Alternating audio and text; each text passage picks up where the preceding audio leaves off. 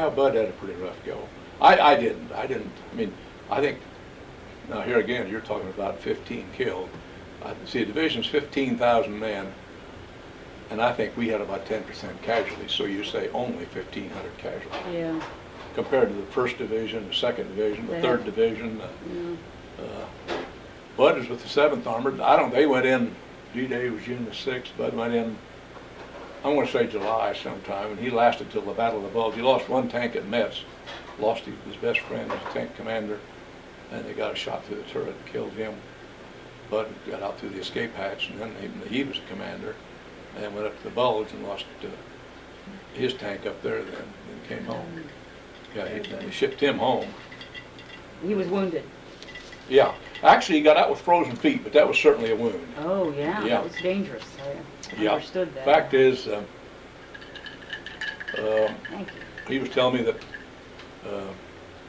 well, once they lost their tanks, they didn't have any overshoes. They fought on the ground, in the snow and in the mud, and finally his feet got so bad, and he said, once the medics got a hold of him, they got him out there in a hurry. They shipped him back to England, and he said he wasn't in England very long, and they put him on the, it was using either the Queen Mary or the Queen Lizzie for a hospital ship, one or the other.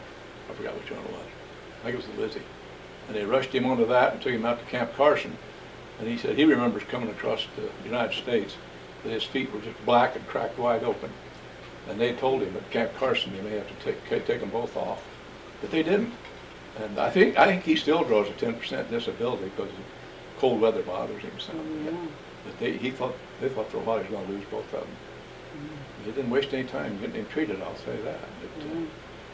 But it bothered him for quite a while. He said, oh, it still bothers him a little bit, but he still hasn't. not. He still got him, still mobile.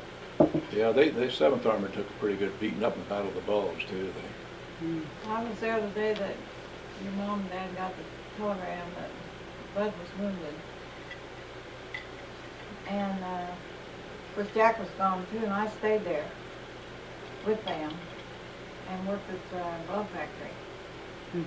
And I remember that police officer come to the door, and your dad just went to the door and said, well, which one of them is it now?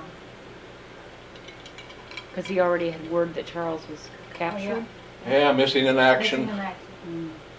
For 3-some years, and actually he died in June, right after that. He survived the Bataan Death March. You ever read about that? That's brutal. He survived that. But he died shortly thereafter, because I think... People had to hold him up. Yeah, he had 2 good friends that literally carried him. Then they'd go get water for him and everything, but... He had dysentery or... No, see, the final telegram said dysentery, malaria, and malnutrition. That was the 3 things on the telegram. See, we've been in touch, you know. Did you ever hear? You just started talking. You ain't recording anything yet. Oh, you'll run out of tape, but I love to talk. We'll get more tape. And in England is where it really got a little hairy for me. Of course, Chas had been missing in action now for, I guess, that would have been 3 years, literally, almost 3 years. The mail, everything was, I hadn't heard from Bud for I don't know how long. And the last letter I had from home was when, you know, they thought Dad had his heart attack. Yeah. It turned out to be bursitis, but the pain was identical. So the last letter that I had from home there was that Dad was in the hospital with a heart attack.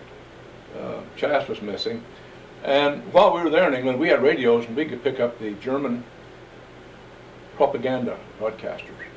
And then when the Bulge broke out, and they were the Germans had one called Axis Sally. I think she was a German, but very fluent in English. And then they had one called Lord Haw Haw, who was a British citizen, but he had turned to the Nazis and he was broadcasting all their propaganda. They executed him after the war.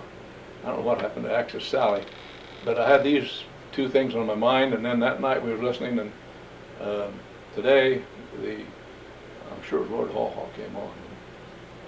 And this was the Bulge. Germans had broken through, punched a 40-50 mile hole in our line and were just running wild. And today, why the troops of the glorious Third Reich totally destroyed the 7th Armored Division. That was Bud's outfit. And kind of rough. But then we went on cross-state France then right quick, and and I hadn't heard from Bud for I don't know how many weeks.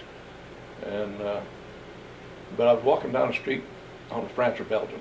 But that time the Bulge had been pretty well sealed off. The worst was over. And I saw a guy with a 7th Armored Division patch. I said, "Where in the heck are you guys anyway?" He told me exactly where they were. And I said, "What about the 40th Tank Battalion?" "Well, I know the town they're in," and he told me. And I visited Bud down in Polk too, and met some of his fellows, Stevens and Harry Freeman, and I forgot who all, but we were in reserve at the time, or I don't think we'd even been up yet. But I went to Captain Jackson and I said, "I'd like to go find out about my brother." He said, "Take my Jeep and take off. Take my Jeep and my driver." And so I did, and I got up there and I found the town, and I found, I asked somebody where Company C was, and they said, "Oh, in that building over there." And I walked in, and the first person I saw was Harry Freeman. I said, "Harry, where in the world's Bud?" He said, "Now don't get excited," but he went back to the hospital, but he's going to be all right. He's going to be all right. So I found out about it before I ever got official notification, maybe even before you found out at home, I don't know. But He was on his way home then? yeah, they had already shipped him out. And then he told me about what had happened. His best friend Steve. Yeah, but Steve, the other fellow that I had met down there, was his closest. That got killed when Bud lost his first tank at Metz. Bud hates to this day Patton with a passion. He said that. He said, first of all, in England, when they come out to address his division, they were green, never been in. Well, he just cussed them out and called them all kinds of names, and they hadn't even been in action yet. And over at Metz, there was a huge fort, thick concrete, shells bounce off of it. And they had big guns dug in behind it. The Patton decided he wanted to capture it. And he lined up, I don't know how many tanks Bud said, across the field, set them right at the fort, out in the wide open. Here their 75s that they were shooting were just bouncing off like BBs. And Bud said, I could look to the left, and there went our tank number 1, number 2, number 3, number 4. He said, we were number 5. They caught one right through the turret and killed Steve. And dumbest thing he ever saw. But he bailed out of that. And then they, after that, they went on a rampage. They moved pretty fast and got clear up to the Bulge anyway. Then he was enjoying it. He was attached to the British Army for a while. It's a lot different to Patton. Said he wouldn't send his tanks in until they leveled the town. But Patton would always send them in front. So the British didn't do that. But then when the Bulge happened, when the Germans broke through the Bulge, well, they pulled the 7th Army back from the British and shoved them right up in front. And they were literally encircled, but they did get out.